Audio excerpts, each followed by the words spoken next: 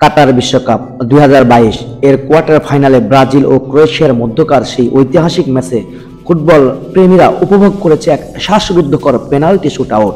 মাঠের প্রতিটি মুহূর্তই ছিল উত্তেজনাপূর্ণ, আর শেষ সিদ্ধান্ত নির্ধারিত হয়েছিল পেনাল্টি স্পট থেকে। ম্যাচের নিয়মিত সময় ও অতিরিক্ত 30 মিনিটের খেলায় দুই দলই গোল করতে সমান তালে লড়ে গিয়েছিল, তবে পেনাল্টি শুট আউটে হয়েছিল 6টি গোল। ক্রোয়েশিয়া 4টি নিখুঁত শট দিয়ে ব্রাজিলের জাল কাঁপিয়েছিল, যেখানে ব্রাজিল মাত্র 2টি গোল করতে পেরেছিল।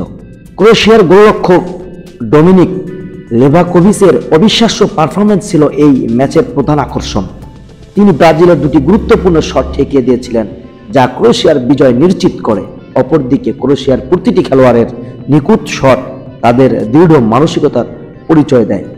এই ম্যাচটি শুধু একটি ফুটবল খেলা ছিল না, এটি ছিল সাহস, চাপমুক্ত থাকা এবং দলের প্রতি অটল বিশ্বাসের উদাহরণ।